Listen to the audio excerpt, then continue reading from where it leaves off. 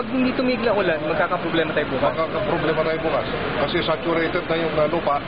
Eh, saan pupunta yung ulan ngayon kung tuloy-tuloy yung pag-ulan mamaya? Pero kung namasyal kayo ng alas 11, alas 12 ng gabi, eh, makita mo mga 50% yan. Parang water world yan. Pinaka-concentrated? Dito sa Metro Manila. Sa Malabon, Kamanaba? Doon sa Kamanaba area. Makita mo, magsama yung tubig dagat at saka yung parang dagat na tuloy na. Pinaka-Metro Manila, ano pa yung west area?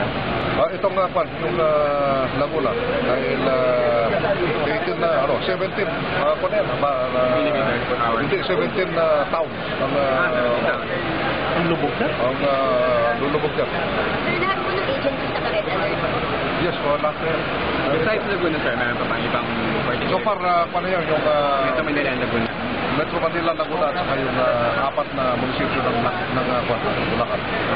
Yung lalo na yung Obando, Marilao, Hagonoy at saka yung Dito sa Manila, sir, Kamanaba. Malabon, Malabon yan,